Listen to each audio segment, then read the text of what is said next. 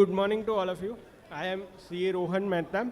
Uh, I would like to introduce the next session for today. A session on correlation between stable government and Indian equity markets. What's from here on? Uh, I'd like to request CA Bishan Shah to escort CA Nirupesh Shah, CA Sanjay Shah, and CA Anant Ladda, and Mr. Siddharth Sedani on stage, please. CA Bishan Shah to felicitate our panelists for today as a token of appreciation. CA Nirupesh Shah.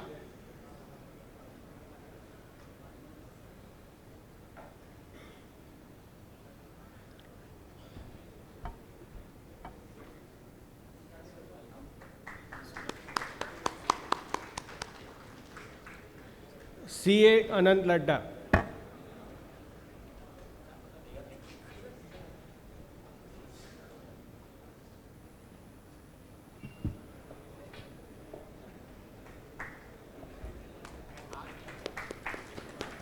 CA Sanjay Shah.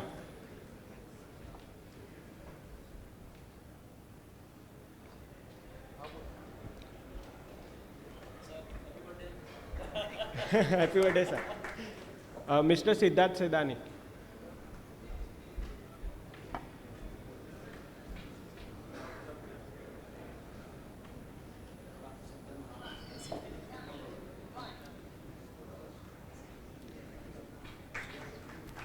Thank you so much, sir, for being here.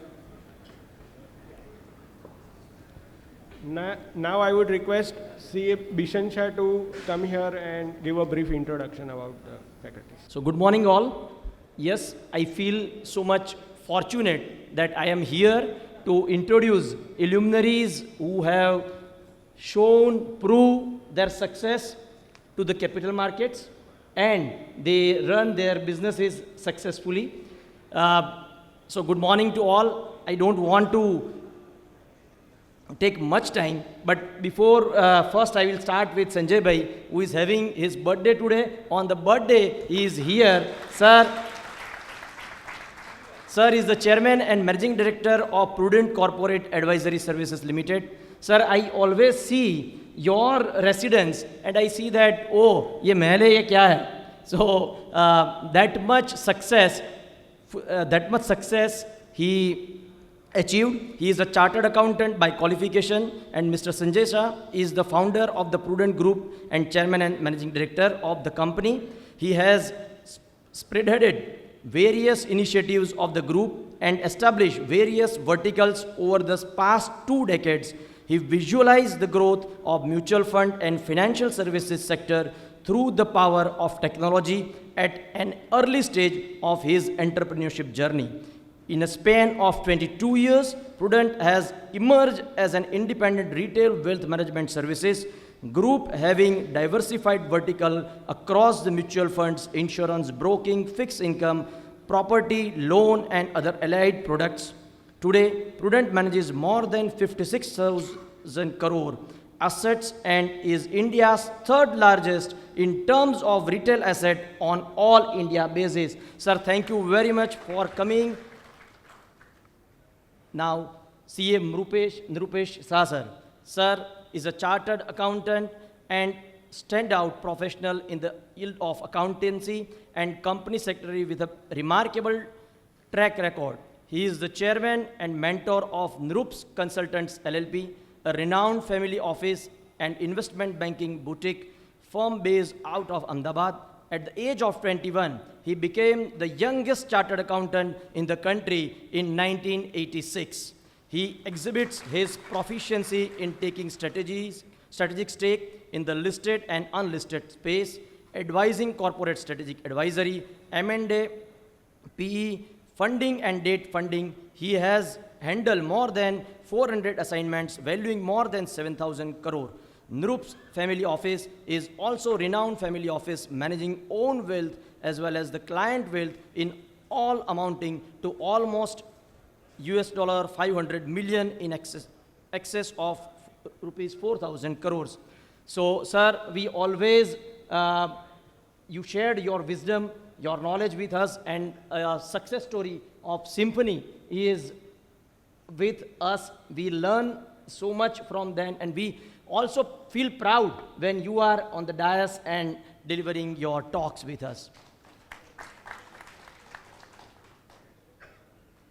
We have Siddharth Sedani, sir, who has made the significant contribution to the field of equity research and advisory.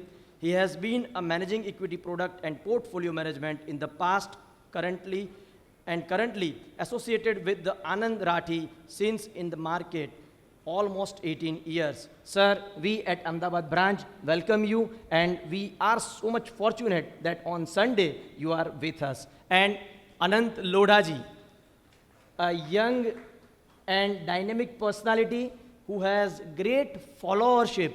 And I remember, sir, you were there in student conference, and so many students are feeling him and believing him as their mentor and guru. Sir, thank you so much. And with these all panelists, and I request you to take the session ahead as a moderator of the session. Thank you so much. कैसे हैं सभी? मैं थोड़ा सा ना context set कर देता हूँ अभी, क्योंकि सेशन हो चुके हैं, डिस्कशन हो चुके हैं, और हमारे साइंस का एक प्रिंसिपल है कि जब श्रोता बोलता है, जब कोई बोलता है और सिर्फ श्रोता सुनते हैं, तो एक समय के बाद कुछ समझ नहीं आता, श्रोता सो जाता है. तो मैं नहीं चाहता कि यहाँ पे कोई भी सोए, and I will try my best कि towards the end of this complete discussion कुछ ना कुछ टेक अवे पॉइंट्स हो. हम लोग आज ये डिस्कशन करने वाले हैं कि स्टेबल गवर्नमेंट का मार्केट्स पे क्या इम्पैक्ट होता है और किस तरीके से काम होता है. इससे पहले ना कि हम सेशन पे आए, वाइस प्रेसिडेंट सर की बात से मैं स्टार्ट करने की कोशिश करता हूँ. उन्होंने टुवर्ड्स द एंड कहा था कि फैमिली को टाइम देना, और उन्होंने बहुत शेयर के रूप में अपनी बातों को व्यक्त किया था. तो मैं वहीं से स्टार्ट करता हूँ और फिर वहाँ पे हम लोग कैपिटल मार्केट में आने की कोशिश करते हैं. एक ध्यान दीजिएगा दादा, पीछे वाले जरूर ध्यान दीजिएगा, ऐसा ना हो कि थोड़े समय बाद लगे कि हम लोग बाबा लोग हैं, आप लोग बैठे हो भक्तजन श्रद्धा में लीन है. बिल्कुल अपन लोग चिल माहौल रखेंगे. बाद में आई विल ट्राई कि मैं सभी से कुछ ना कुछ क्वेश्चन एंड आंसर्स भी लेने की कोशिश करूंगा और आप ही के क्वेश्चंस लूंगा. स्टार्टिंग करते हैं यहां से कि दौलत की भूख ऐसी लगी कि कमाने निकल गया. दौलत की भूख ऐसी लगी कि कमाने निकल गया. बाय द वे मेरा काम ही फाइनेंस पे बात करना है. मैं bye education I am a CFA, CA, CFP, LLB. हम लोग के YouTube चैनल पे, इंस्टाग्राम पे, सोशल मीडिया पे एवरी डे पिछले 3 सालों से मिनिमम 10 लाख से ज़्यादा लोग डेली देख के जाते हैं हमारा चैनल. तो मतलब फाइनेंस की बात करना मेरा जन्म सिद्ध अधिकार हो चुका है. पिछले 3 साल से सिर्फ फाइनेंस की ही मैं बात करता हूँ, बट फिर भी स्टार्टिंग किसी दूसरे नोट पे करता हूँ, बिकॉज वाइस प्रेसिडेंट सर ने बड़ी इंटरेस्टिंग नोट पे क्लोज किया था कि दौलत की भूख ऐसी लगी कि कमाने निकल गया. जब दौलत मिली तो अपने दूर हो गए. बच्चों से मिलने का भी वक्त नहीं था, पर जब वक्त निकला तो बच्चे कमाने निकल गए. सो हमारी लाइफ में ना हम लोग इतने बिजी रहते हैं पैसों के पीछे, और मैं कह रहा हूं पैसे बहुत इंपॉर्टेंट है. इतने पैसे छापो कि घर वालों को किसी भी शॉप में जाना हो, और किसी भी शॉप का मतलब ये है कि अगर वो किसी बिल्डिंग पे भी पहुंच गए शॉपिंग करने, तो अपना बैंक बैलेंस कम नहीं होना चाहिए, इतने पैसे छापना है. पर during that process we need to give time to our family, ताकि ऐसा नहीं कि हमें लगे कि यार वक्त ही निकल गया कि जब हम फैमिली के साथ एंजॉय कर सकते थे. यहां से अब अपन सीधा चलते हैं कैपिटल मार्केट्स पे. स्टॉक मार्केट पे क्या इंपैक्ट पड़ता है, फाइनेंस मार्केट पे क्या इंपैक्ट पड़ता है स्टेबल गवर्नमेंट का. कुछ एग्जांपल से मैं स्टार्ट कर देता हूं, then I will open the mic for everyone to put out their thoughts. कुछ लोग कहते हैं कि इक्विटी मार्केट और गवर्नमेंट का कोई रिलेशन नहीं है. मैं कहता हूं बिल्कुल गलत है. अपन लोग 1920s में चलते हैं. कहानी आपको बड़ी पसंद आएगी कि 1929 ग्रेट डिप्रेशन था. याद है सबको? मतलब ऐसा डिप्रेशन था कि लोग मेंटली डिप्रेस हो चुके थे कि भाई ये क्या चल रहा है जीवन में. पैसा वैसे तो ठीक है, पर अगले 1929 पे जो डाउ जोन्स का टॉप बना था वो वापस कटा था 1954 में. मतलब एक लंबे समय का मार्केट का टॉप बन चुका था. 350 का डाउ जोन्स चलता था, जो 50 आ गया था. उसके पीछे क्या कारण था वो बताता हूं. उस समय जो यूएस के प्रेसिडेंट साहब थे, उन्होंने कहा कि अपन को सर्कुलेशन बढ़ाना है पैसे का, लोगों के पास पैसे होने चाहिए. तो ठीक है भाई, लोगों के पास पैसे होने चाहिए. जब लोगों के पास पैसे है तो पैसे का लोगों ने क्या किया, स्टॉक मार्केट में डालना स्टार्ट किया. अभी हम लोग कहते हैं कि 2-5% बढ़ जाए हम खुश होते हैं दिन के. वहां पे दिन के 20-20, 25-25% बढ़ते थे. साल में 20-20 गुना हो जाते थे स्टॉक्स. 20% नहीं 20 टाइम्स हो जाते थे स्टॉक, ऐसी मैडनेस हो चुकी थी। पर मनी सर्कुलेशन गवर्नमेंट की तरफ से चलते जा रहा था। क्योंकि मनी सर्कुलेशन चल रहा था, ऑब्वियसली बैंक्स भी इंजॉय कर रही थी, सब कुछ ठीक चलते जा रहा था, पर एक ऐसा समय आ गया था कि ऐसे लोगों के पास पैसा जाने लग गया था जो सिर्फ सट्टा मार रहे थे और कुछ भी नहीं कर रहे थे। गवर्नमेंट को समझ आया कि क्या करना है, तो गवर्नमेंट ने कहा कि यार चलो कोई बात नहीं, अपने बैंक से डिपॉजिट्स हट रहे तो अपन लोग बैंक की इंटरेस्ट रेट बढ़ा देते थे। जैसे हम लोग इंटरेस्ट रेट बढ़ाएंगे, सब लोग बैंक में आके पैसा देना स्टार्ट कर देंगे। इंटरेस्ट रेट कितनी बड़ी होगी, हम लोग यहाँ पे 1-2% से डर जाते हैं, वहां पे जो इंटरेस्ट रेट चल रही थी उसकी 50% का हाइक कर देती है गवर्नमेंट आने वाले 1 साल में, इस एक्सपेक्टेशन में कि स्टॉक मार्केट से पैसा निकलेगा और बैंकों में आना स्टार्ट होगा। और होता भी वही है, पर बाद में रियलाइज ये होता है कि स्टॉक मार्केट से जब पैसा निकलना स्टार्ट हुआ तो स्टॉक मार्केट इस तरीके से फॉल होता है कि लोगों को अपने बैंक के डिपॉजिट्स भी निकालने पड़ते हैं। जब बैंक के डिपॉजिट निकालने जाते हैं तो पता चलता है कि बैंकों ने भी स्टॉक मार्केट में लगा रखा है पैसा, और 6000 बैंकें डूब जाती है 1929 के बाद।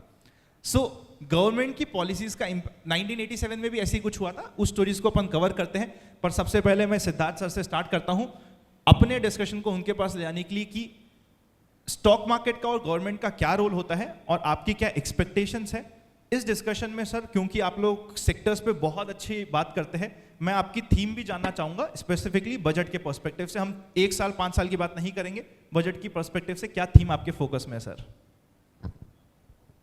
Well, thank you so much ICI for inviting me here. और सबसे बड़ी चीज़ कि thank you for all panel members and Sunil भाई फॉर इनवाइटिंग मी हियर। जैसे इसके पहले के जो काउंसिल मेंबर्स डिस्कस कर रहे थे, पहले मैं थोड़ा सा उस पर आ जाता हूँ। Vice president mister Nanda, mister talati, एक चीज़ मैं ज़रूर कहूँगा कि मिस्टर तलाटी ने कहा कि नंदा साहब मेस्मराइज कर देंगे, तो उसी पे एक बात कहूँगा कि एक थे नवजोत सिंह सिद्धू जो एक से एक शायरी देते हैं, अब मुझे दूसरे मिल गए और वो है मिस्टर नंदा, एक से एक शायरी which mesmerized. So thank you so much for that, and this I got an opportunity to hear him in ICAI. Thank you so much. Now coming down to the points of budget and expectations from stable government.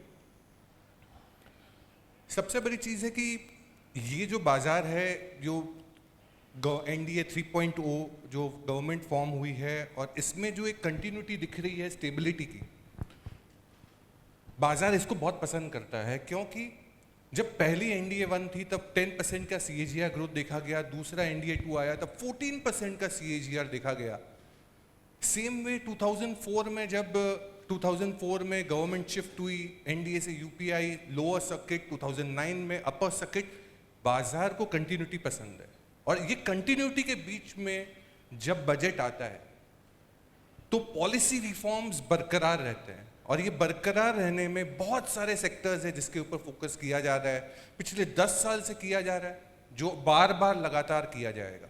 सबसे पहला manufacturing, जो एक समय पे हम 12% of GDP पे थे, जो अब 16% पे है, which can go up to 21-22%, which is government is anyway charging. ये एक बहुत बड़ा थीम बन सकता है which will show the road map for next 5 years. Second is consumption, क्योंकि इवेंचुअली हम कंजम्पशन की जब बात करते हैं और रूरल की बात करते हैं, बहुत जन कहते हैं कि ये जो आज की जो कोलिशन गवर्नमेंट है, this is an impact of rural India. So rural consumption would be the second focus which government would be looking at. That doesn't mean I'm not talking about any freebies, because this government doesn't mean freebies. It is only policy reforms and the roadmap which will give you the rural India, जो हम एक कहते हैं rise of rural, ये हो सकता है roadmap इस बजट में। So manufacturing, rural India, added to that is defense, is the third positioning which I feel would be a very big focus for this government in the budget, because India, आप सोच रहे होंगे India is emerging today as a good defense play for local consumptions, for Make in India. You are mistaken. Defense for next 5 years is an export story rather than inner consumption, because today we had 21,000 crore of exports defense में, जो 50,000 करोड़ का road map ले जा सकता है। तो ये road map budget में आ सकता है इन एनडीए 3.0।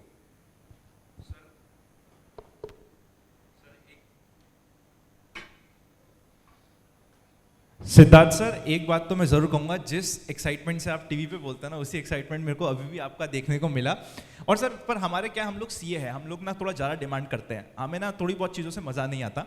आपने थीम दे दी, हमें थीम समझ आ गई, सब लोग संडे को मेहनत करके आए हैं, फ़ायदा होना चाहिए और कुछ ऐसा फ़ायदा होना चाहिए जो टीवी पे देखने से नहीं होगा, है ना।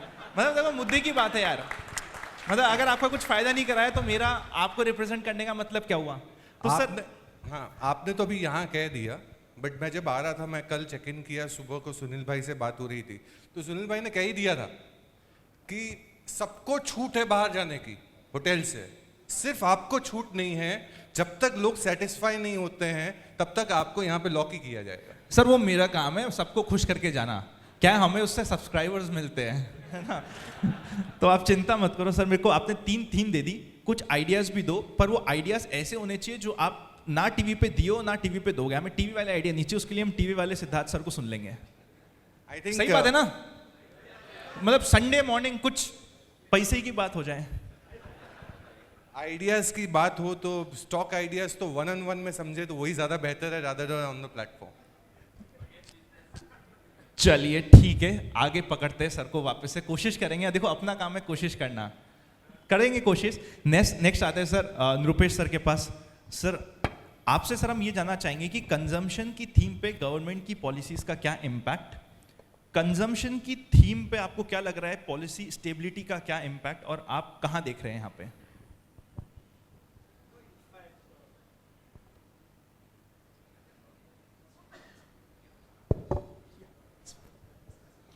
No, thank you. And first and foremost, whenever I come to any program of institute, I myself get charged and always feel more and more confident that institute is with such able hand and being steered by such personalities, and we feel very proud about it. So talking to this specific point about the consumption story, I believe of late, relatively, consumption is subdued. But considering the kind of the mandate which has been given, secondly, irrespective of the growth, irrespective of the narrative, currently about 15% of the GDP is contributed from agriculture, and more than 40% of the people are dependent on agriculture. And there is a huge scope to improve rural area and agriculture sector. Government unsuccessfully tried transformative farm laws, which to my mind, post 1991, the second most reformative measures. Unfortunately, it didn't sail through due to variety of reasons, but I believe the way in which new agricultural minister has come and the kind of the agriculture growth which he registered in MP, which was almost 17%, more than twice of national average, and the kind of the person he is, I think one way or other way, he may succeed in introducing some of those.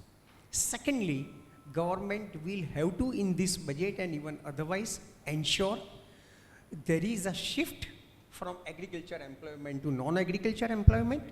There is a decent infra availability, consumption story for rural and semi-urban, and in that respect, I am very optimistic about the consumption story, and I believe that apart from the sectors,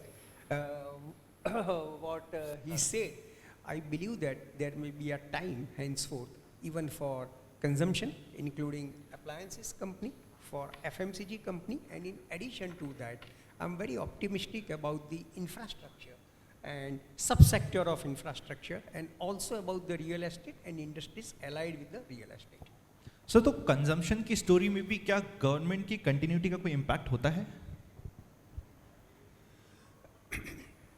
I think rather than continuity, the collective wisdom of the people and the kind of the mandate, probably government will be more focused even on consumption. So far it was just on infra, so far it was just on government spending, so far it was just on investment. Now there will be more thrust even on consumption in various way, and hence I am very optimistic. Very clear and crystal view.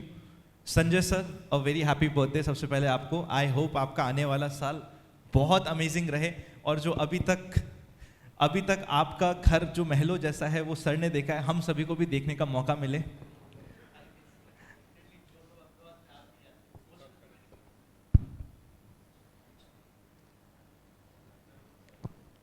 And sir I even hope कि आप mutual funds manage करते हैं, हम लोग भी mutual fund distributor के से काम करते हैं, I know. आपके भी क्लाइंट्स के पास भी वैसा ही बंगला बहुत जल्दी हो. I wish the same for them. Sir, आपकी स्ट्रैटेजी क्या हो रही है स्पेसिफिकली म्यूचुअल फंड इन्वेस्टर्स के पर्सपेक्टिव में, गवर्नमेंट को देखते हुए? वॉलेटिलिटी हमारे सामने थी, उसके बाद बजट की एक्सपेक्टेशन से आपका क्या माइंडसेट चल रहा है from mutual fund investors perspective?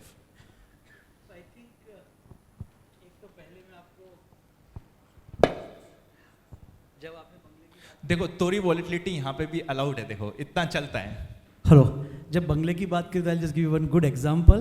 There is one very good book called where is customers yet. बहुत ही पुरानी स्टोरी है. इट इज़ अबाउट दी जब Wall Street had a great bull run, तो जो लोग न्यूयॉर्क घूमने के लिए जाते थे, when people used to go there, I think couple of guys used to tell, उनको किसी नदी के किनारे पे ले जाते, कहते ये सारे ब्रोकर की यॉट है. तो समबडी हैज क्यूरियसली आस्क्ड कि ब्रोकर या कस्टमर की कहाँ है.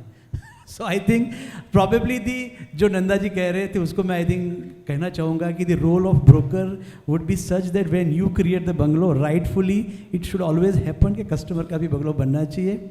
Thankfully, we are a part of such profession where the entire revenue is linked to the customer's profitability growth and the wealth growth. So I think it's a very significantly value enhancement profession, and it always gives you comfort, right? ऐसा नहीं है कि आप F&O से पैसा बना रहे हो, क्योंकि F&O में otherwise unfortunately somebody loses and you make the money. So I think come back to the answering to your question. I think when everybody talks about the market views, when you look at the mutual funds and specifically the segment which we represent, हम पूरे retail को I think represent कर रहे हैं India के, and as you told in the introduction also that we are the third largest as far as retail wealth management is concerned, and probably we believe that India is a very very profoundly long term story, और हम उसके सिवा कभी कोई बात नहीं करते हैं. and उसका एक example मैं आपको दूँ तो I'll take back to the I think strength of India. 1700 की साल के अंदर India China use to contribute 23% of world GDP each. बानी 40-50% वर्ल्ड की जीडीपी के अंदर 1700 के अंदर आई थिंक इंडिया चाइना का कंट्रीब्यूशन हुआ करता था. Unfortunately because of all the lootings and invasions and everything, by the time we became independent I think from 23% we came down to 3%.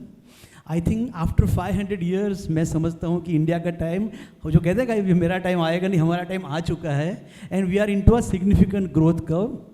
So I can tell you probably today when we talk to the people, I think अमृत काल की जो बात हम लोग कर रहे हैं, I think thanks to the present government, the way they have created the noise and the information in the market, people really are, I think probably India's mindset is changing. I'm just trying to comment. Everybody talks day in day about the Amrit Kal, and that probably I specifically, we all should feel very very confident and blessed कि हम आने वाले 20-25 साल की जो journey है India की वो बहुत स्ट्रांग रहने वाली है. I'll just give you the perspective. Today we are at roughly about $100 trillion global GDP होगा आपका, 105 के आजू बाजू है. India is at 3.5, 3.8. आने वाले 20-25 साल के अंदर वर्ल्ड अगर 100 से 200 पहुंचने वाला है, we are talking about India to move from 3.8 to 33 और 30. सो अंडरस्टैंड दैट ये इंडिया का टाइम आ चुका है, because when you add an additional $100 trillion, I think India will contribute रफली about 25 to 28 trillion. So 25%, so we says 1/4 or 1/5 of world's GDP growth will come because of India. So I think probably there is nothing else but to say just goes on buying. हम एक बहुत ही अच्छा chart दिखाते हैं हम जब investor को मिलते हैं तो, और हर एक चार्ट के ऊपर हम लिखते हैं भी हमारा रोल क्या है, just goes on buying. Market up down is a market cycle, चलता रहेगा, हमारे कंट्रोल में नहीं है. What is in our control would be this story, entire story, that we are, when world is going to be doubling, we are talking about growth of India is to be about 7 to 9 times, and that is where the significant wealth will happen. I think जो wealth बनी है वो insignificant बनी हुई है, सोच नहीं सकते हो. And retail has came of an age. I think retail जो हम कहते हैं कि see if you look at US के अंदर सबसे ज़्यादा ग्रोथ जो आया था which was during the Reagan time when I think he thought कि भी अगर मार्केट को हमें ग्रोथ देना है तो they came out with a concept called 401k, जिसमें अगर कोई इन्वेस्टर किसी पर्टिकुलर एसेट में इन्वेस्ट करता है रिटायरमेंट तक वो पैसा रहेगा, उसको टैक्स एग्जेम्पशन मिलेगा.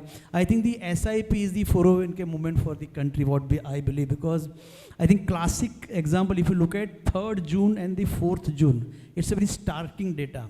3 जून को आई थिंक मार्केट साइकोलॉजी के पॉइंट ऑफ व्यू से मार्केट वॉज सो यूफरिक, राइट, के पागलों की तरह मार्केट ऊपर था. उस दिन सबसे ज़्यादा माल बेचा था रिटेल ने, करीबन 8,000 करोड़ का, और ख़रीदा था किसने? FII ने, डोमेस्टिक इंस्टीट्यूशन ने खरीदा था. Most surprisingly next day on the 4th, when market was down by 8%, all the sellers were FIIs and domestic. Retail bought 21,000 crore. आज भी मैं डेटा समझ नहीं पा रहा हूँ. I think we were unable to match the transaction on that day. I think Zerodha and everybody were also unable to process the transaction. Natch didn't work very well. So I just wanted to communicate कि I think we all are coming into a different world where retail is becoming smarter. अगर ये सही में reality है, then probably we are replacing everybody. So the role from our side would be just make sure ये long term story को हम बरकरार रखें, short term के बारे में मत सोचें. हमारा काम है डिस्कशन करना, राइट? सो आई थिंक 100% हमारा काम है कुछ न कुछ बोलना पड़ेगा, but finally these are all thing has to be linked with very very long term story, and I believe it's a very very strong. Very interesting perspective on India. एक और इंटरेस्टिंग डेटा आपके साथ share करता हूँ. जब sir बोल रहे थे तो मेरे को एक डेटा याद आया. अगर हम पिछले 30 साल का इक्विटी मार्केट के रिटर्न्स देखते हैं और SIP के रिटर्न्स देखते हैं और ये देखने की कोशिश करते हैं कि कहाँ पे अगर हम उसे एडजस्ट कर दे इन्फ्लेशन से तो कहाँ के रिटर्न्स हाईएस्ट रहे, कौन से कंट्री के. अगर आप 20 कंट्री देखोगे तो कितनी कंट्री ने डेट को बीट किया होगा. अगर हम टॉप 20 मार्केट्स की बात कर रहे हैं पिछले 30 साल के SIP के रिटर्न्स, कितनी कंट्री के मार्केट्स ने डेट को बीट किया है? कोई गेस दो, 20 में से कितने हो सकते हैं? अरे इंडिया तो है ही ना, तभी तो क्वेश्चन पूछ रहा हूं. 0 तो कैसे होगा? 2 से 3 मार्केट ने, दैट्स इट. और उन 3 मार्केट्स में एक US का आता है, एक इंडिया का आता है, एक आई थिंक ब्राजील है if I am not wrong. ये 2-3 मार्केट्स ने सिर्फ SIPs में बीट किया है और डबल डिजिट के रिटर्न्स में देने वाले में सिर्फ 2 कंट्रीज आती है, उसमें से एक इंडिया है. And that was that time जब हमें इंडिया पे इतना कन्विक्शन नहीं था. मतलब दैट वाज दैट टाइम जब इंडिया स्ट्रगलिंग फेस में था. दैट वाज दैट टाइम जब इंडिया की स्टोरी पे बहुत कम लोगों को विश्वास था. कुछ लोग थे जिनको विश्वास था. देखो, एक तो होता है कि आप विश्वास कर लो, एक होता है आप क्वेश्चन कर लो, और तीसरा होता है विश्वास करके पैसा भी कमा लो. ये तीनों अलग चीज होती है. विश्वास होना और पैसा लगना दोनों डिफरेंट चीज है. अभी रिसेंटली जैसे आज भी सुबह आप में से काफी लोग मुझसे मिले, सबसे पूछ रहा हूँ कैसा लग रहा है मार्केट. वो बहुत अच्छा लग रहा है. बोले तुम क्या कर रहे हो? भाई मेरे पास माल नहीं है, मजा बहुत आ रहा है. कि मतलब मार्केट बढ़ रहा है, मजा आ रहा है, पर माल मेरे पास कुछ नहीं है. सो कन्विक्शन होना और कन्विक्शन पे पैसे लगना इज 2 डिफरेंट थिंग. तो सिद्धार्थ सर के पास ही चलते हैं क्योंकि इन्होंने हमें लास्ट टाइम डॉज कर दिया था क्वेश्चन, तो अब एक और बाउंसर डालने की कोशिश करते हैं. सर, सेक्टर्स की आपने बात कर ली, आपने ये बात करी कि आपकी कौन सी 3 थीम पसंद आ रही है आपको इवेंचुअली. मेरे को ये बताओ सर, इस साल क्या हमारे लिए specifically from swing positional trading perspective, इस माइंडसेट 3 से 6 महीने के हिसाब से, क्या कोई एक ऐसी रिस्क है जिसके लिए as an investor, as a trader हमें कॉशियस रहना चाहिए? मैं सिर्फ 2024 की बात कर रहा हूं जहां पे हम एज अ ट्रेडर फंस सकते हैं. कोई ऐसा कुछ माइंड आपका चल रहा हो कहीं पे? बिल्कुल. पहले तो जो बाउंसर की बात की उसकी जवाब दे दूं. हम जहां बैठे हैं वो नालंदा यूनिवर्सिटी है. सबसे वाइज, सबसे चतुर के बीच में हम बैठे हैं, राइट? ठोको ताली भाई, आपके लिए है. सो जब सबसे विजडम वाले पैनल में, सबसे विजडम वाले ऑडिटोरियम में बैठे हुए हैं तो स्टॉक का नाम बताना नहीं पड़ता है, समझना पड़ता है. ठीक है, ये पहली बात. अब दूसरी बात जो पर्टिनेंट टू द क्वेश्चन, 2024 में रिस्क फैक्टर्स क्या है? पहले तो ये बता दूं कि 2024 is the year of volatility. एक तो हमने सेशन देख ही लिया, उसके बाद अब सेशन आ रहा है जुलाई का, जहां पे बजट है ऑफ कोर्स, जहां पे ग्लोबली भी बहुत सारे इवेंट्स है. यूके का इलेक्शन, नवंबर में US का इलेक्शंस, और सबसे बड़ी चीज US फेड ब्याज से कटौती, interest rate slashing, these all events will bring lot of volatility in the markets. और ये जो unseen, unforeseen, uncertain things जो होते हैं, जैसे कि geopolitical tension, इजराइल का तो हमने देख लिया, यूक्रेन का कुछ साल पहले देखा, यूक्रेन रशिया का, ये भी एक बहुत बड़ा रिस्क हो सकता है. तो अगर आप सोच रहे हैं, जैसे साहब ने कहा कि बाजार को एंजॉय तो सब कर रहे हैं, इन्वेस्टेड नहीं है, या हाफ हार्टेड इन्वेस्टेड है, 50% इन्वेस्टेड है, या whatever the percentage you are invested. ये हाफ हार्टेड इन्वेस्टेड है, अच्छा है, क्योंकि मौके मिलने वाले हैं अब नेक्स्ट 6 महीने में, जब बहुत सारी वॉलेटिलिटी आ सकती है ये सब इवेंट्स के कारण, जब आप एंटर कर सकते हैं राइट स्टॉक, राइट सेक्टर्स में. जैसे इन्होंने कहा कि जिस दिन इलेक्शन की काउंटिंग डे थी 4 जून, बहुत कम की हिम्मत हुई होगी वो स्क्रीन में जाके खरीदारी करने की, बट ऐसा ही साल रह सकता है ये पूरा. हिम्मत जुटाइए, वो बोरो नहीं कर पाएंगे. बात तो ठीक है, on borrowed conviction you can't make money. वाइदी बताओ ना यार, 4 जून की मार्केट फॉल में यहाँ पे इन्वेस्ट तो किया था, काफी लोग मेरे को बोले और वीडियो में भी मेरे पास आ चुके हैं कि हमने किया है. कितने लोगों ने निवेश किया था उस दिन 4th वाले को? सर ताली होनी चाहिए सर, देखो तो सही सर, कन्विक्शन देखिए सर. तो आप जो यूएस फेड के, एक और क्वेश्चन पूछ लो सर यूएस फेड से रिलेटेड. सर यूएस फेड का आप कह रहे हो कि उसकी वजह से वॉलेटिलिटी आ सकती है. पास्ट में हमने देखा है कि जब भी इलेक्शन का समय होता है, पहले तो यूएस फेड हमेशा कहता है कि यार कुछ नहीं, इंटरेस्ट रेट नहीं बढ़ेगी, नहीं घटाऊंगा. इलेक्शन आते आते वो रैंडमली कोई एक या तो इन्फ्लेशन का बहाना दे जाता है, या कंजम्पशन का बहाना दे जाता है, या एम्प्लॉयमेंट अनएम्प्लॉयमेंट का बहाना देते हुए इंटरेस्ट रेट कट जाती है. और वो एक्चुअली देखा गया है कि आफ्टर इलेक्शन के रिजल्ट पॉजिटिव हो जाता है मार्केट के लिए. अगर हम पिछले 4 बार के यूएस के इलेक्शन देखते हैं तो इलेक्शन रिजल्ट के बाद मार्केट बाउंस बैक करता है अगले 3 से 6 महीने में.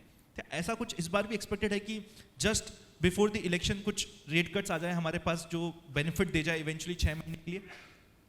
बिल्कुल हो सकता है, बिकॉज बहुत बार पॉलिटिकल कंपल्शंस आ जाते हैं जिसके कारण रेट कट्स आते हैं, और there is an expectation that सितंबर में 25 बेसिस पॉइंट के रेट कट की उम्मीद है. बॉन्ड यील्ड, जो 10 ईयर बॉन्ड यील्ड है यूएस का, ये भी यही दर्शाती है. तो ये एक्सपेक्टेशन जरूर है, but what I understand in terms of rate cuts are concern, full fledged rate cuts की पॉसिबिलिटी 2025 कैलेंडर ईयर 2025 में ज्यादा दिखती है रादर देन 24. एंड रही बात भारत की, इंडिया की, तो India is very well placed in terms of liquidity, cash flows, so and so fourth. तो मैं नहीं समझता हूँ कि यहाँ पे बहुत बड़ी एक्सपेक्टेशन है, बट हाँ, अगर यूएस ने पहल की तो RBI will also follow suit. But overall इस साल में आप बहुत बड़े रेट कट्स की उम्मीद लेके ना बैठे.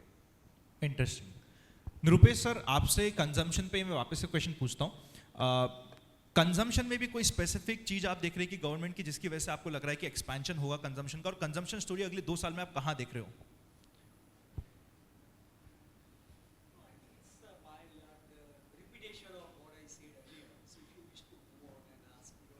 अच्छा, तो can we have some questions from the audience? मैं सर से पूछूंगा, मेरे पास कुछ क्वेश्चंस है दिमाग में, बट अगर कोई ऑडियंस पूछना चाहता है तो we can have a quick 2-3 questions, then again we can come कि जहां पे मैं अपने क्वेश्चन पूछूं. कोई क्वेश्चंस पूछना चाहेगा? क्वेश्चंस तो है, कोई पूछना चाहेगा या मैं मेरे क्वेश्चंस कंटिन्यू करूं? देखो क्या होता है, मौका मिलता है लाइफ में, स्टॉक मार्केट में भी आपको बार-बार मौका मिलता है. मौका ग्रैब करना इज अ डिफिकल्ट थिंग. हाँ सर, आप इधर भी आ सकते पूछ सकते हो, वहां से पूछ सकते हो. I will repeat your question. मेरा सवाल सिद्धार्थ सर से है.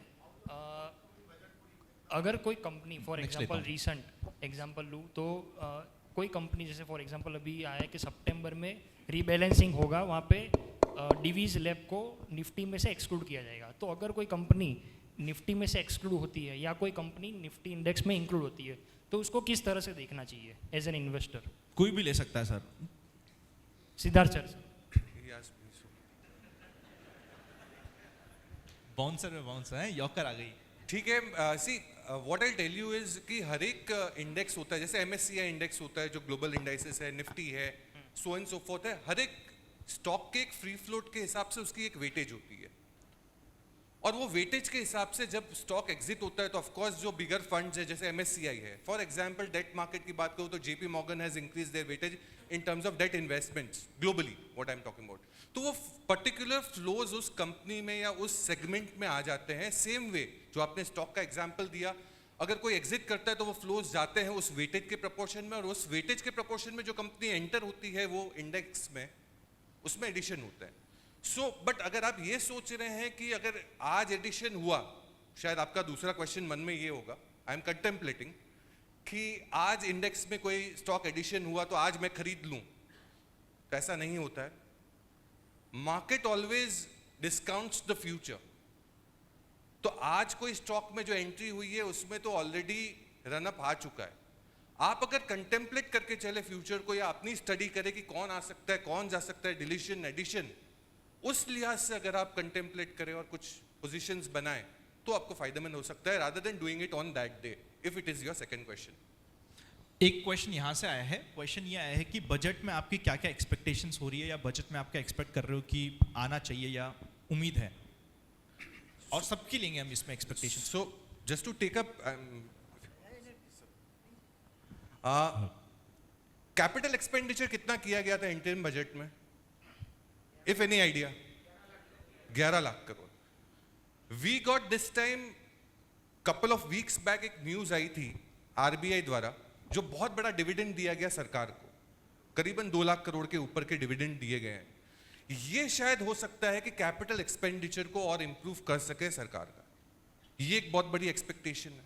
दूसरी, जैसे मैंने पहले ही क्वेश्चन में आंसर दे दिया, that manufacturing is one space which government would be looking at big time.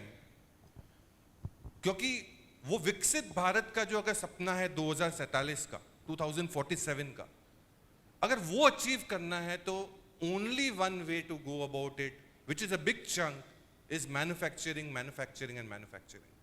तो मुझे लगता है ये दो जगह पे बहुत, क्योंकि अगर केपेक्स होता है, कैपिटल एक्सपेंडिचर होता है, तो infrastructure, so and so forth पे तो खर्च होगा ही, public spending. But manufacturing will be a very big swelling point. और उसमें भी प्रोडक्शन लिंक इंसेंटिव, पीएलआई, जो एक रिफॉर्म किया गया था एनडीए 2.0 में, इसको और भी मजबूत करने की योजना आ सकती है. Nurupesh sir, Sanjay sir. No, so in addition to what Siddharth ji said, of course I agree to that. In addition to that, I believe that there is a good possibility of further rationalization of personal income tax. Secondly, there may be a big boost in manufacturing, especially to special park. Because to really give a big boost to manufacturing, first and foremost, we need a massive land reform.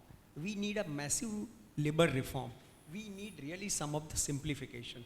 Unfortunately, in 2015, this government introduced massive land reform, and under the narrative of Sut But ki Sarkar, they had to withdraw. Probably, due to various limitations, they may not go all out in that respect, but maybe some special infra park, some special industrial parks, some special tech parks, whereby they can designate that, and there are really some good stories who have developed excellent expertise in that respect, and they may also get a big boost. Thirdly, not necessarily by financial input, but by giving some thrust as well as some encouragement. Obviously, digital, tech, and startup can also get a huge boost. And of course, the defense, railway, etc. are continuous story. Just to share with you some statistics, 10 years before, our clean energy capacity or solar capacity was less than 2000 megawatt. Now it is almost 78,000 megawatt. And in terms of the number of airports, we were having about 76. Today they are close to 150. And total cumulative national highway and state highway roads were about 91,000 kilometers. Today it is close to 150,000 kilometers. And one major unnoticed aspect is, until 2014, there were always questions how to fund the infra. I think nobody asked that question today. Because the kind of the financial engineering smartness which this government has done through REIT, through InvIT and various other products, funding the infra is not an issue. What they want is the mega project. Funding is out of. Very interesting perspective. और जो आपके साथ data थे, बहुत अच्छा लगता है sir. जब भी डेटा के पर्सपेक्टिव में बात होती है ना, तो हम कनेक्ट ज़्यादा कर पाते हैं कि डेटा से, जैसे रोड्स का आपने एग्जांपल दिया, इवन एयरपोर्ट्स का एग्जांपल दिया, which was amazing. Sanjay sir. No, I think from a capital market perspective, and especially from the point of view of all the capital gain taxation, I think there is a dire need to simplify it because बहुत लफड़े हैं यार. Unlisted securities, listed securities, short term, long term, period, indexation, इतने सारे provisioning है. Many a times even we get confused how to treat that. So I think they should come to some standard methodology where they can encourage the investment also, but they should probably subsume a lot of structures, and probably they can come back with one or two structure only. Second, I wish they should not touch the current tax regime, because at the end of the day, capital market brings the equity capital, which is a risk capital required by any country, and they should not think about increasing 10% को बढ़ाने का ना सोचें. I wish जो market में चल रहा है कि एफओ के अंदर दोबारा उसको स्पेकुलेशन में ले जाने की बात कर रहे हैं. I think increasing the tax does not avoid people doing the speculative activity. They should think about different way of controlling that behaviour rather than saying कि भाई तू कमा रहा है उसमें से टैक्स मुझे दीजिए, नुकसान मैं वहीं पे एडजस्ट कराऊंगा. I think that is not going to deter the people. So these are the big things which we are thinking about. I think we have been talking about the common KYC related things since long. It has not been happening. आज भी everybody is going to different direction. RBI KYC कराता है, IRDA कराता है, वो कराता है. I think the government only can bring the law by way of controlling that. So that's a very significant thing which we are thinking about. I think we have been talking about the land reform. We are talking about the judiciary reform. Modi ji is talking about that government should do the least kind of governance, right? So most important thing is making the bureaucracy accountable. I don't know how can they do that, right? So these are the three things which is probably country needs: labor reform, judicial reforms, and the bureaucracy reforms. We are making bureaucracy accountable. We all have the defined TAT, right? कि ये turn around time अगर हमारे पास query आई तो ये 5 दिन में खत्म हो जाएगी, नहीं हुआ तो इसको एस्केलेट होगा, उसको एस्केलेट होगा. I think there has to be a defined TATR for everything, and if that happens, so these are all not related to budget. I think budget की तो एक ही दो ही बात कर रहा हूँ, but the intention has to be very very clear on this couple of part. And now budget has become less relevant from the point of view of this whole thing, because you just heard the intent of there, right? So this intention has to be very very clear कि आने वाले 100 दिन की बात करें मोदी जी, तो अगर वो 100-125 दिन की जो स्टोरी है वो अगर बजट में कहीं ना कहीं उसका हमें आसार भी मिला तो I think will be very very happy. Sir मेरा क्वेश्चन है म्यूचुअल फंड रिलेटेड. हाँ जी सर. ये जो म्यूचुअल फंड में लार्ज कैप, स्मॉल कैप और मिड कैप के अंदर जो हम इन्वेस्टमेंट करते हैं, और अभी जो नया NFO आ रहा है अपना डिफेंस और द मैन्युफैक्चरिंग सेक्टर्स के अंदर, तो you are the expert in the mutual fund investment. तो हमारे लिए कि सिस्टमेटिक इन्वेस्टमेंट फंड में उसकी प्रोडक्टिविटी कैसे बढ़ाए? Suppose the market is down, then we increase the our installment, और we have to do the another way with the thematic investment. हमारा जो पोर्टफोलियो है उसको हम ज़्यादा प्रॉफिटेबल बनाने के लिए what are the secrets we have to maintain in our life? Sir आप आंसर करो उससे पहले सर, क्योंकि I come from the same profession. KYC वाली बात बोल के आपने दिल छू लिया सर, एकदम दुखती नस पे आपने हाथ रख दिया. इतना इश्यूज है ना सर, क्लैरिटी चाहिए इसमें please sir. I need, because I think day in day out I think KYC. So but frankly answering to your question, as an investor आपका रोल है अगर wealth बनाना है तो you have to regularly accumulate the units, right? आपका जो पैसा बनेगा उसके अंदर units into NAV मेरे और आपके कंट्रोल में नहीं है. NAV is going up or down because of mark to market. Market बढ़ेगा तो NAV ऊपर जाएगी, मार्केट गिरेगा तो NAV नीचे जाएगी. NAV नीचे जाएगी और खरीदोगे तो आपके यूनिट बढ़ जाएंगे, NAV ऊपर जाएगी खरीदोगे आपको कम यूनिट मिलेंगे. So what you are saying is rightly. SIP चल रही है. We have been always telling, there is a very strong story I am telling you.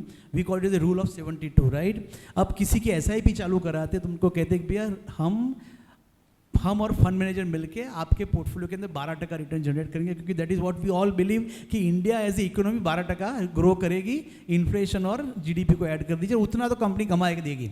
तो अगर 12% माने 72 डिवाइडेड बाय 12 माने 6 साल में आपका पैसा डबल होगा. वी आर सेइंग प्लस आप भी सर इसके अंदर भागीदार बन जाइए. हर साल आप टॉपअप करिए 12% से, तो आपका जो पैसा 6 साल में डबल होने वाला था वो 3 साल में डबल हो जाएगा. So the major reason is that please don't accumulate the wealth. आप पैसा बैंक में इकट्ठा ही मत होने दीजिए। अगर आप तो प्रोफेशन में हैं तो प्रोफेशन में शायद डिफिकल्ट होगा आइडेंटिफाई करना, बट अगर आप 100 रुपया कमाते हो, लेट अस मेक क्लियर कि 60% 70% जो आपका सरप्लस है वो आपको SIP में ही डाल दो। प्लस एवरी ईयर अगर आपका पैसा बढ़ने वाला है, बिकॉज अगर आपकी इनकम नहीं बढ़ रही है और इकोनॉमी बढ़ रही है तो आई थिंक आप कुछ अच्छा नहीं कर रहे हो। So I am assuming you will also grow at at least 10-12%. Use the top up as a tool from day one. Don't start only SIP. Start the top up SIP with at least 10 to 12% incremental things. तो आपका पैसा जो 6 साल में double होने वाला था वो 3 साल में डबल होगा ना। आई डोंट थिंक इससे ज़्यादा किसी को एक्सपेक्टेशन होना चाहिए। Plus use the opportunity when ever. एक तो पैसा होना ही नहीं चाहिए, पहली बात तो। अगर वो पैसा इन्वेस्ट हो जाएगा तो I think that's the best way. Otherwise make sure whenever you get the opportunity goes on adding to the acquiring the units. Sir, want to add something, please.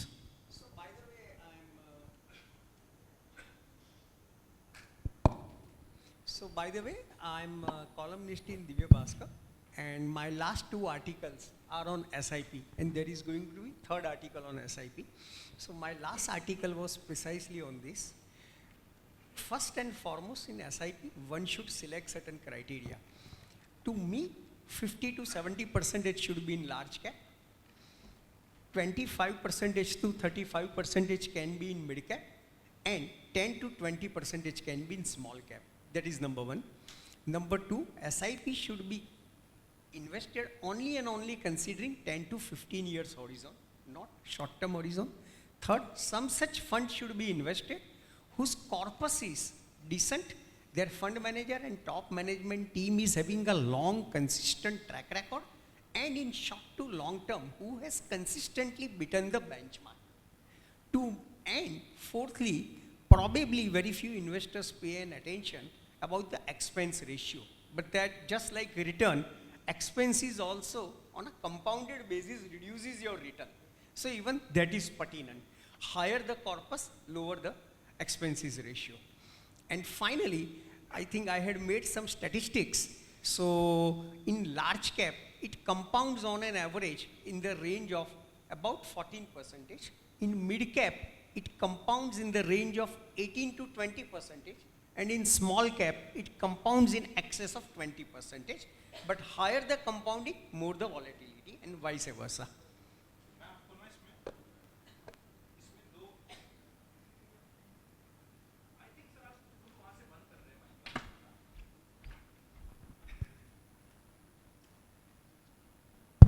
Siddharth sir ने जब से कहा ना market में volatility होगी, यहाँ पे mics में वॉलिटिलिटी स्टार्ट हो गई। आपको प्रैक्टिस पहले से करवा रहे हैं हम ना। 2 डिफरेंट पर्सपेक्टिव देता हूँ मैं आपको SIPs और इन्वेस्टमेंट्स के ऊपर। एक सर ने बात करी थी, जो पहला क्वेश्चन था डिफेंस के ऊपर बात करी थी और सेक्टर्स के बात कर रहे थे।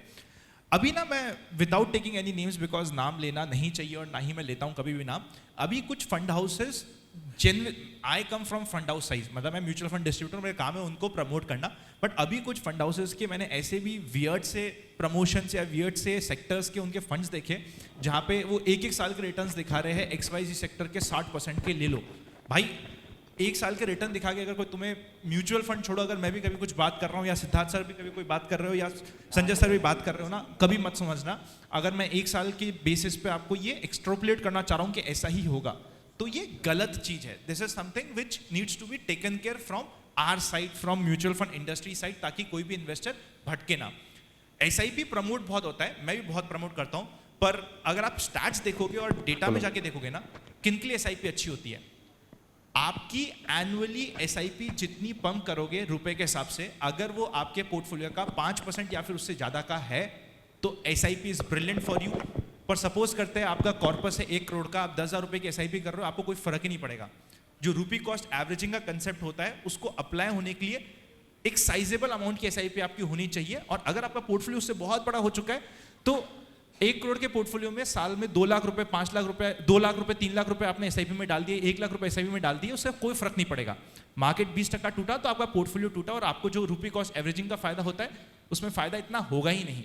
तो ये 5% का रूल आप फॉलो कर सकते हो, जो शायद आपके लिए काफी यूजफुल हो सकता है। सर नेक्स्ट, सर बजट में एक पता है मेरे को क्या लगता है, आप लोग सब CEO, आप लोग ज्यादा बता पाओगे। ओल्ड टैक्स रिजीम ना जिस तरीके से लग रहा है, आई थिंक एक को हटा देंगे, एंड आई वांट कि ओल्ड टैक्स रिजीम इतनी जल्दी नहीं हटे, क्योंकि ओल्ड टैक्स रिजीम डिडक्शंस के लिए, इन्वेस्टमेंट्स के लिए प्रमोट करती है। इतने सारे यंग इन्वेस्टर्स हैं जिन्होंने अपनी SIPs रोक दी बिकॉज वो सिर्फ ELSS में SIP कर रहे थे, अब कह रहे भाई ELSS तो है नहीं, छोड़ो अपन तो न्यू में चले। तो आई पर्सनली वांट कि एटलीस्ट ओल्ड टैक्स रिजीम रहनी चाहिए यार, और टैक्स वैक्स बढ़ाना छोड़ो, कम करने की बात होनी चाहिए। STT वाली स्टोरी पता है आपको, STT और लॉन्ग टर्म कैपिटल गेन की? 2004-5 से पहले इंडिया में सिर्फ long term capital gain taxation था, फिर पी चिदम्बरम साहब ने कहा कि टैक्सेशन हटाओ, STT इंट्रोड्यूस करते हैं। अब टैक्सेशन भी आ गया, STT भी आ गया, और हम कह रहे हैं कि भाई टैक्स बढ़ाना मत। हमारे हिसाब से हमारी गवर्नमेंट आज के दिन एक्चुअली सुनती भी है हमारी। सुनती क्यों है? I have been to a lot of government forums, चाहे वो पीयूष गोयल सर के साथ हो, चाहे वो अनुराग ठाकुर सर के साथ हो, इवन मोदी जी सर से भी, वहाँ से भी, उनके ऑफिस से भी इन्वाइट आते हैं, और जो हमारा सजेशंस होते हैं कंज्यूमर डिपार्टमेंट पे, वो लोग सुनते हैं, उस पर काम करते हैं। सो आई फील अगर आप और हम सब मिलकर ये बात उठाएंगे कि नहीं यार हमें बढ़ाना छोड़ो, हम डर रहे कि बढ़ाओ मत, बढ़ाओ तो छोड़ो, आप कम करो। बिकॉज SCT आया इसलिए था कि कैपिटल गेन टैक्सेशन नहीं था। अगर आप और हम सब मिल जाएंगे ना, तो हमारी पावर एक्चुअली बहुत स्ट्रांग है, और ये गवर्नमेंट अभी तक जितना मेरा पर्सनल एक्सपीरियंस रहा है, हमारी बात को सुनती है और उस पर एक्शन भी लेती है, उस पर सॉल्यूशन भी आते हैं। बहुत सारी ऐसी चीज़ें जो मैंने भी कंज्यूमर से रिलेटेड कई बार शेयर करी है, और उसके इमीडिएट पूरा सिस्टम चेंज होते हुए मैंने देखा है, हम लोगों ने साथ में देखा है। सो पॉसिबल है, बात तो करनी पड़ेगी सर। सर आपका question. Yes, so first of all SIPs में अभी न्यू हाइट्स अचीव कर रहे हैं, एवरीवन इन्वेस्टमेंट्स में न्यू नंबर्स आ रहे हैं, तो वो एक सेचुरेशन पॉइंट कब आप, यानी where you see the saturation point in the context of time,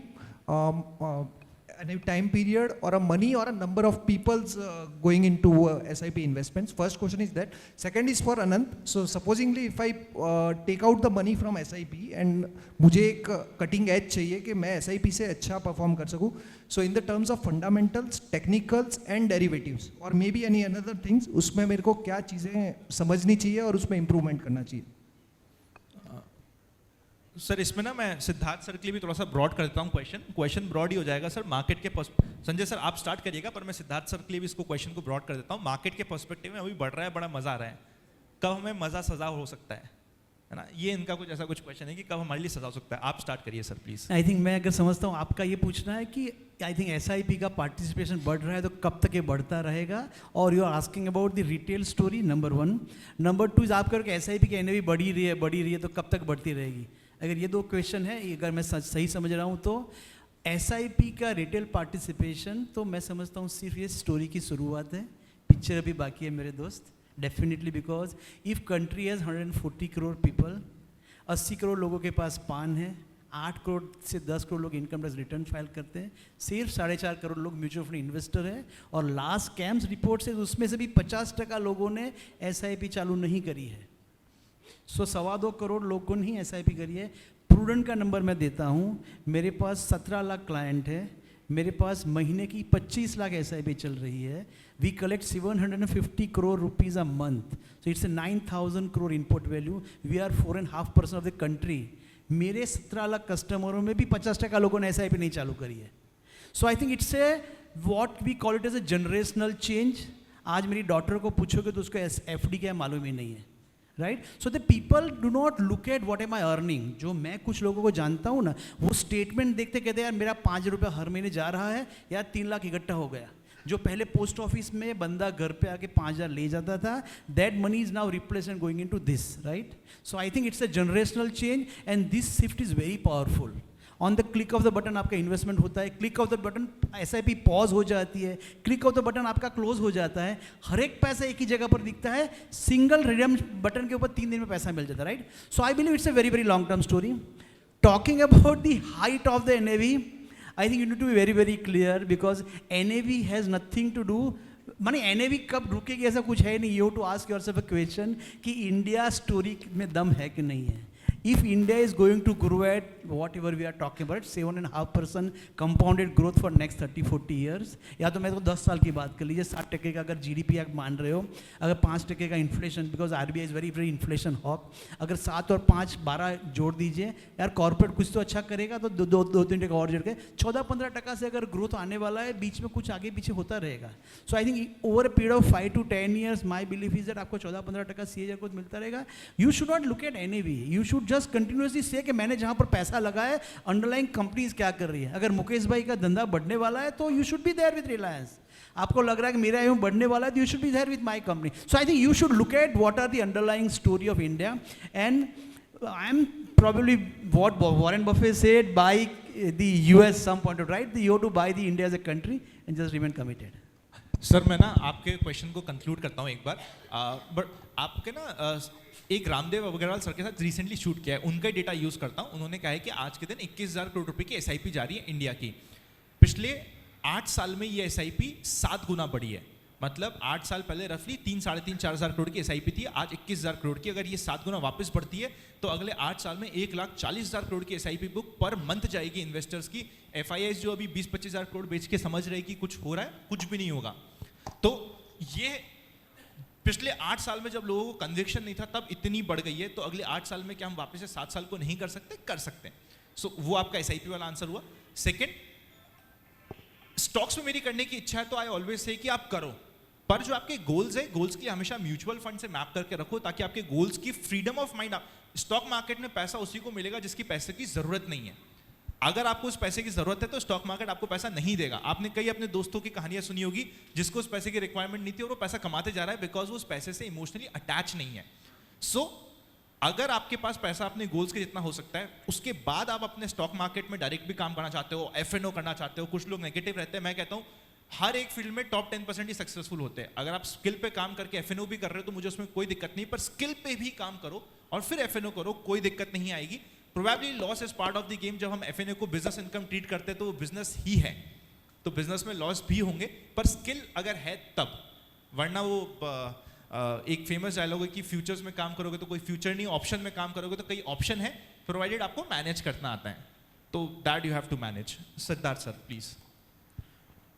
Just to give a supporting point to Sanjay sir's point, कि आज US की इकोनॉमी क्या साइज है? How many trillion? 30. इंडिया की साइज क्या है? 3 trillion. We are 1/10. Mutual fund के investment की बात करें तो sir is a encyclopedia on that factor. हम US के मुकाबले 100 पे है AUM पे. 100 नंबर्स के तो आप एक्सपर्ट हुई. कहां 1/10 इकोनॉमी है बट हम नंबर्स में 100 है म्यूचुअल फंड में. तो आप सोच सकते हैं ग्रोथ कहां है. Just to support mutual fund के इन्वेस्टमेंट की बात. रही बात मेरी मतलब मार्केट की. मार्केट्स में ऐसा है कि अभी इन्वेस्ट करना चाहिए तो गलती नहीं हो जाए, कहीं फंस ना जाए. डीमोनेटाइजेशन कब आया था? आई एम श्योर आपके पास क्लाइंट्स की लाइन लगी थी 2016. उस दिन क्या हुआ था? मेरे को पता चला मेरी बीवी के पास बहुत पैसा है. ये आपको पता चला था, हम सबको पता चला था. बैंक में तो लाइन लगी थी उस दिन. और एक इंपॉर्टेंट इवेंट हुआ था globally. Mister Donald Trump got elected as a president of US, if you recall. ये अमूनन एक राय थी लोगों की वर्ल्ड वाइड कि अब प्रलय आ जाएगा, रिलेशनशिप सारे खत्म हो जाएंगे, there would be a very big situational problem in terms of economies are concern. Market नीचे भी आया था. कोई कह सकता है क्या लेवल था तब 2016 में मार्केट का? निफ्टी का कितना सब? क्लोज टू 7 and 8,000 के आसपास. आज कितना है? तब निवेश किया था तो डर लग रहा था आपको. चलिए छोड़िए, कोविड की बात कर लेते हैं, बहुत पास में ही है. कोविड में लॉकडाउन लगा मार्च में, मार्केट ने सबको डिस्काउंट कर दिया फरवरी में. क्या लो लगा? आज क्या है? कोई भी समय गलत नहीं होता है पैसा लगाने का. कहां लगा रहे हैं वो इंपॉर्टेंट है. The most important factor in the markets is where do you put your money and how do you allocate it. Sir ने भी एक पॉइंट सही कही, कितना अलोकेशन करना है, कहां पे, वो बहुत जरूरी होता है, चाहे वो म्यूचुअल फंड की आप बात करें चाहे डायरेक्ट इक्विटी की बात करें. सो अलोकेशन एंड कौन सी कंपनियों पे, कौन से सेक्टर पे आपको करना है वो इंपॉर्टेंट है. फ्लाइट के उल्टे तरफ में मत जाइएगा, टेलविंड के तरफ जाइएगा, तब आपको फायदा मिलेगा.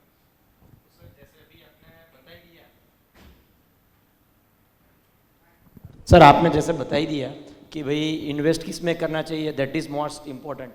तो अभी जो 4 जून का हुआ था इलेक्शन में, लग रहा था कि 400 पार है, तो we invested in government companies, but फिर अभी ऐसा लग रहा है कि वहाँ पे स्टैग्नेंट हो गया है, तो उसमें क्या करना चाहिए? फिर कंज्यूमर उसी दिन में आप देखेंगे तो I also tried in Nestle, तो कुछ मिल भी गया, तो ऐसी कोई कंपनी में करना चाहिए अभी कंज्यूमर जो FMCG है उसमें, या तो फिर और रियल एस्टेट में, जैसे इंफ्रा में सर ने बोला कि उसमें इन्वेस्टमेंट होने वाला है, so are you suggesting that where we should invest?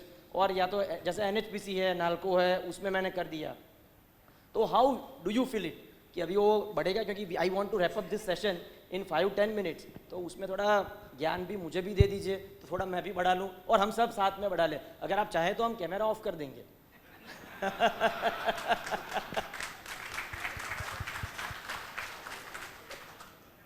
चलिए थोड़ा और करीब चलते हैं। सबसे बड़ी चीज़ है कि सिर्फ मेरा ही माइक जो डायरेक्ट मार्केट का बंदा है, उसी का माइक वॉलेटाइल नहीं है, बाकी सबका है। सो ये कुछ सरप्राइजिंग चीज़ है। अब 5-10 मिनट में जब रैप अप भी करना है तो सर वो क्या है, उसको भी टिप चाहिए जाते आते हैं इसलिए रोक रखा है आपके माइक को। भाई मैं होटल में हूँ, मिल लेंगे। सो अब रैप अप करते हैं। 3 मेन थीम्स जो मुझे लगता है बहुत इंपॉर्टेंट है, जहां पे फोकस करना चाहिए rather than coming into a stock specific, क्योंकि स्टॉक स्पेसिफिक ऐसा है, यस, स्टॉक स्पेसिफिक क्या होता है कि आज ये है, आज राम है, कल श्याम है, तो चेंजेस आते रहते हैं क्वार्टर आफ्टर क्वार्टर। बट सबसे पहला थीम मैं बोलूंगा वो होगा EMS का, इलेक्ट्रॉनिक मैन्युफैक्चरिंग सर्विसेज का। इससे एक क्वेश्चन आएगा, शायद आपको दिन में और कोई क्वेश्चन पूछने वाला मिलेगा नहीं सिवाय मेरे। आप अगर आपके दोनों हाथ जेब में डालते हैं तो आपको क्या मिलता है? पैसे तो मिलते नहीं है, 2 मोबाइल मिलेंगे।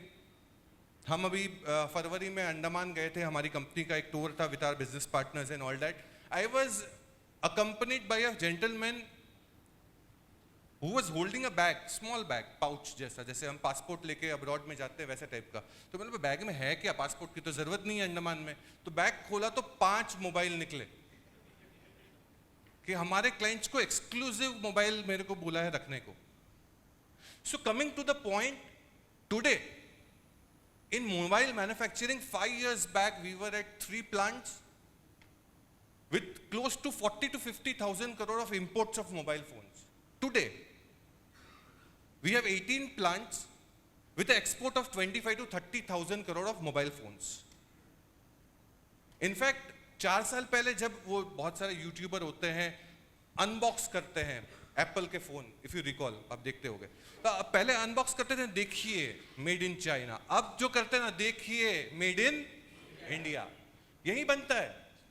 So this theme looks very interesting. आज से 5 साल पहले LED बल्ब लेते थे हम अपने घरों के लिए, close to cost, how much it was cost 5 years back?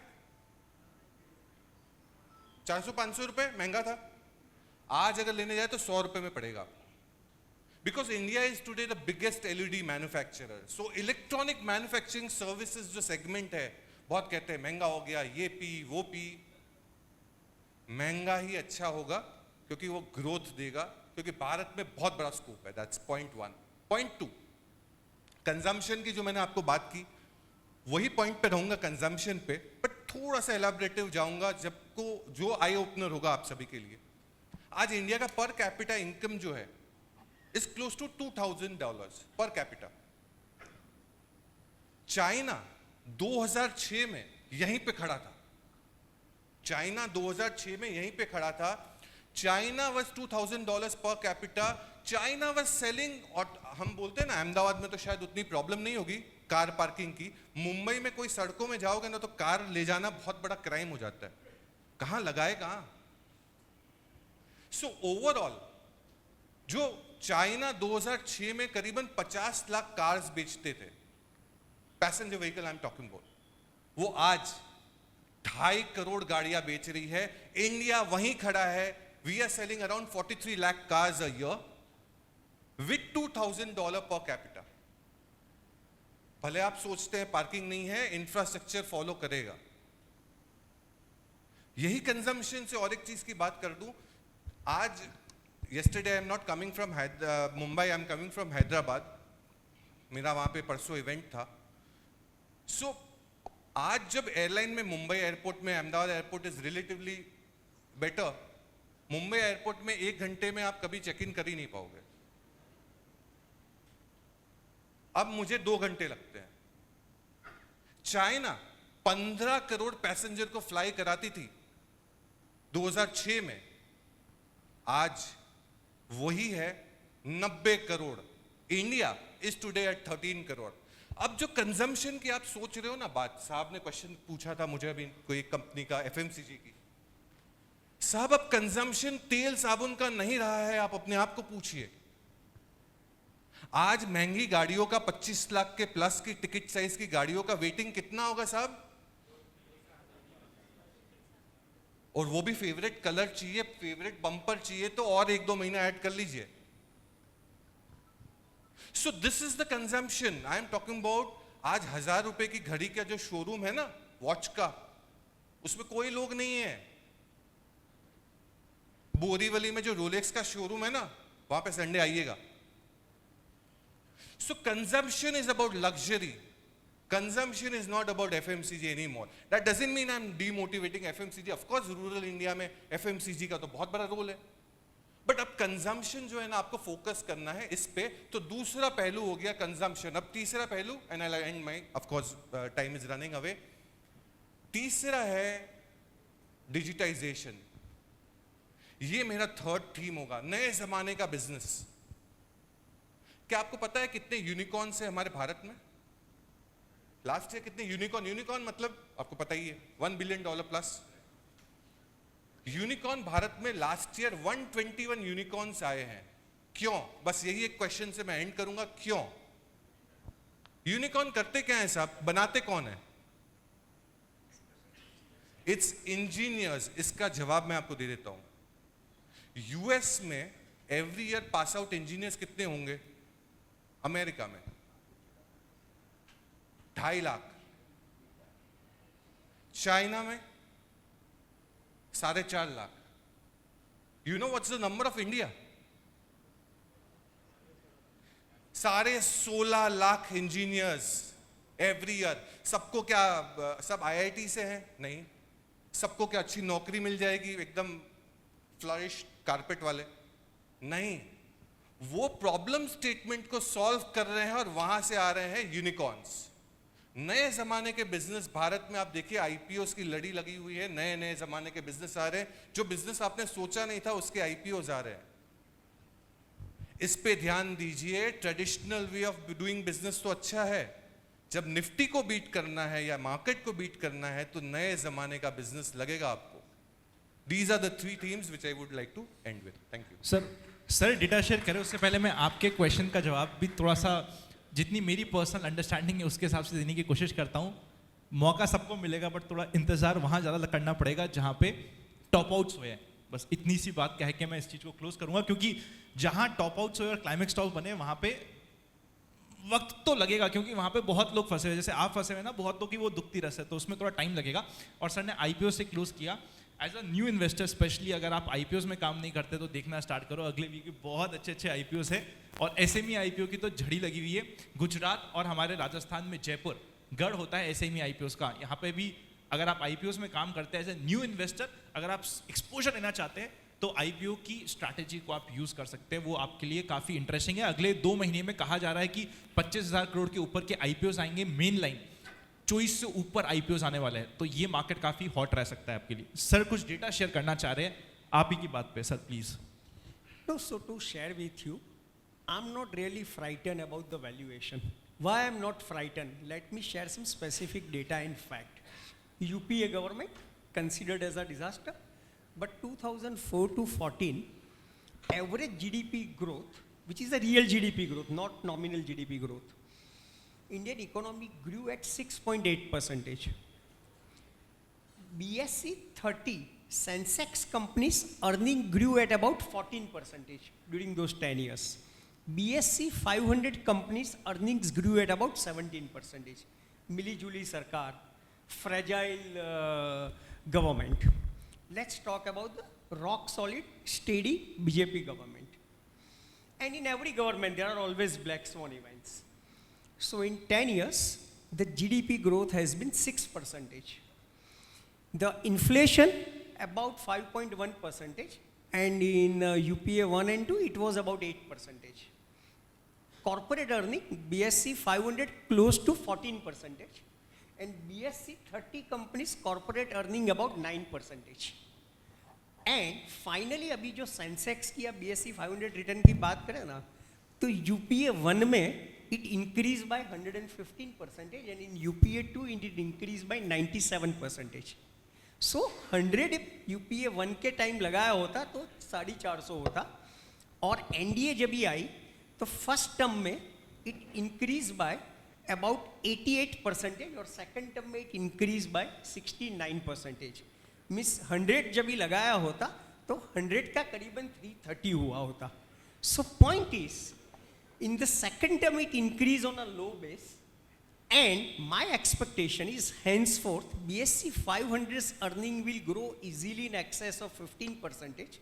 GDP will grow in the range of 6.5 to 7.5%, and inflation will be in the range of 4 to 5%. So my expectation is if corporate earning will grow in high double teen, same should follow in terms of the BSC 500 companies return. Sanjay sir, any closing remarks? Sir एक question पूछना है. एक closing remark, please. एक close हो जाएगा, फिर वो closing remark में ऐड कर सकते हैं.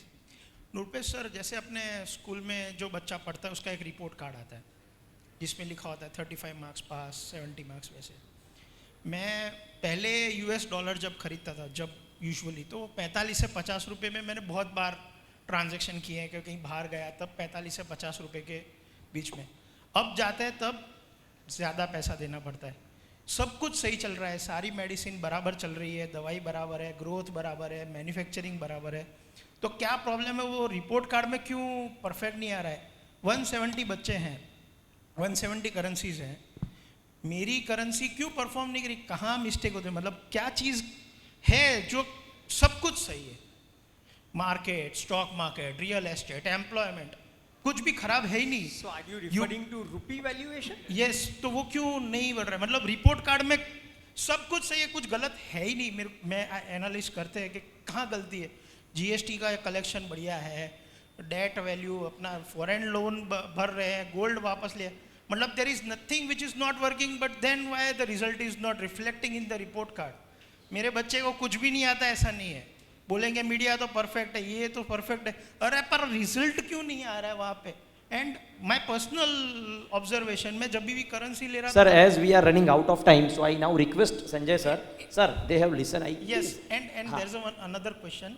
Sir, you can discuss offline because sir, we are. This is sir, for we the are running, forum. Sir, we are running short of time. This is sir, for the आपका forum, question Sanjay sir cover कर लेंगे. Yeah. Sanjay sir, इनका main दुखती रस ये कि भाई ऐसा कब होगा कि हाँ $85 में $1 मिलेगा.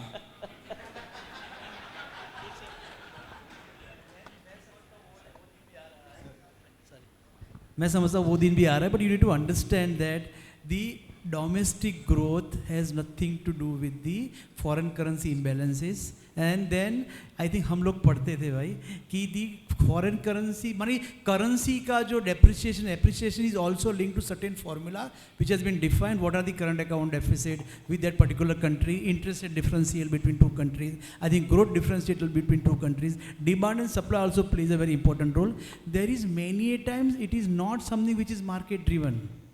You also need to understand कि India is supposed to become a export, so your competitiveness is also very very important. अगर आपको चाइना के साथ compete करना है, अगर मैं 50 रुपये में ही अगर export करूँगा तो मेरा माल नहीं बिकेगा, मुझे $1 का 80 मिलेगा तो India. So it's a one kind of promotion which you are giving to your domestic people, so their export become more and more competitive. So there are various factors. Your currency is not fully convertible. So I think there are a lot of factors which you have to keep in mind, and the single most factor would be the export competitiveness. अगर आपको China के सामने अपने आप को अगर खड़ा रहे तो gradual depreciation is not bad. Let us keep in mind. I think number is just a myth. Gradual अगर आप अपने आप को डेप्रिशिएट करते हो, आई थिंक नाउ चाइना, आप देखो चाइना को कहाँ जरूरत है यार, China has the biggest surplus with the US and still ये वो तो कंट्रोल करेंसी है, वो जब भी नक्की करता है वो डेप्रिशिएट करता है अपनी करेंसी को। Why? Because now that felt कि साला एक्सपोर्ट कंपिटिटिव नहीं हो रहा है, मुझे और एक्सपोर्ट बनाना है, 2% करेंसी को और वीक कर लो, right? So I think this are lot of factor which you to keep in mind, but my belief is that we are becoming so strong that I think yesterday that point has been covered of petrodollar going out of control, I think out of picture, right? We are talking about doing tie with 30 countries where rupee will become a mode of I think trading. जिस दिन rupee का trading बढ़ जाएगा हमारा, I think I am sure in next 3-4 years will be current account surplus. आज now we are at 0.7, जो हमारा deficit था वो 0.7 पे आ चुका है. So I think we are at the on the verge where your rupee, we can take that call कि मैं अभी rupee को stable कर दूंगा, let my export come to a respectable level, then gradually उसको मैं strength दूंगा. So I think this is my answer. So I know आपके दिमाग में भी बहुत क्वेश्चन चल रहे हैं, मेरी भी चल रहे हैं, पर it was an insightful discussion. हाँ सर, सिद्धार्थ सर, कौन सी दोगे सर अब? डेटा वाइज तो संजय सर ने एकदम सही कह दिया, so I completely second to him. मैं थोड़ा लाइटर नोट पे एंड कर रहा हूँ, फिर आपको दे रहा हूँ. हम बॉर्न हुए 1947 में, डॉलर बॉर्न हुआ 250 साल पहले. हमारा बच्चा क्लास 10 में आके 5 बार और फेल हो गया, ठीक है, और उसका बच्चा एकदम टॉपर निकला. अब 5 साल फेल होने के बाद तो आप कैसे एक्सपेक्ट कर सकते हो कि हमारा बच्चा उसके साथ जो 250 साल पुराना है उसके साथ compete करे? पॉइंट 1. ऊपर से हमारा बच्चा फेल भी तो बहुत बार हुआ है.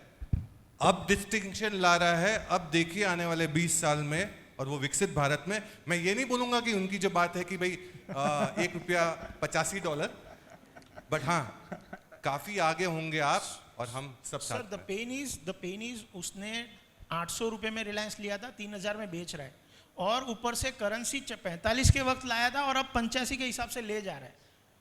You understand? डबल साइड मेरे Indian economy as a market देखूं, जो पैसा जा रहा है, flow leakage, that is dual force. Sir एक और इंटरेस्टिंग डेटा शेयर करूं. लास्ट 30 साल का अगर आप डेटा चेक करोगे ना, इवन अगर हम यूएसडी के टर्म्स में इंडिया के रियल रिटर्न्स निकालते हैं इक्विटी के, तो इंडिया इज इन टॉप 2 30 साल के. फिर भी यूएसडी में हमारा डेप्रिसिएशन हुआ है, उसके बाद भी रहा है. सो इंडिया की ग्रोथ स्टोरी कंजम्पशन की स्टोरी है. कंजम्पशन की स्टोरी जैसे ऑलरेडी कवर हो गया. आज के दिन हम लोग 4 लाख करोड़ का शादी में पैसा लगा देते हैं पर साल. 4 लाख करोड़. पहले मेरे मम्मी पापा जाते थे शादी में तो वो ये देखते थे कि भाई दुल्हन सुंदर है या कैसी है, या दूल्हा कौन कमजोर है.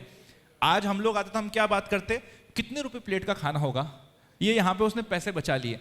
सो जो ये कंजम्पशन की स्टोरी चल रही है ना, आज के दिन इंडिया में कितने क्रेडिट कार्ड होल्डर्स होंगे? कुछ आइडिया नंबर में? कितने क्रेडिट कार्ड होल्डर्स होंगे? 10-1 करोड़ के आसपास. कितने डेबिट कार्ड होल्डर्स? पासपोर्ट कितने? डेटा याद नहीं है, चलो. पासपोर्ट है रफली 7-8-9 करोड़ के आसपास. क्रेडिट कार्ड है 10 करोड़ के आसपास. और अगर आप ये बात करो डेबिट कार्ड, तो रफली 90 करोड़ के आसपास के पास है जो अभी कर रहे हैं. क्रेडिट कार्ड और पासपोर्ट का क्या नंबर डबल नहीं हो सकता अगले 5 साल में? जिसके पास डेबिट कार्ड है वो पासपोर्ट भी ले सकता है इवेंचुअली, और इवेंचुअली वो एक क्रेडिट कार्ड भी ले ही लेगा जिस तरीके से प्रमोशन हो रहा है. Yes, Anand bhai, consumption story. We have to curtail the session as I am getting Done. from our next faculty also. Sir, your question is so much relevant that everyone wants to give answer and everyone wants to listen. Thank you so much. And as we are running out of time and we want to start next session, please give a big round of applause our moderator and Shan, I can say, Siddharth bhai, Sanjay bhai, and Rupesh bhai and Anand bhai. Thank you so much everyone. So we are just starting next session. Thank you.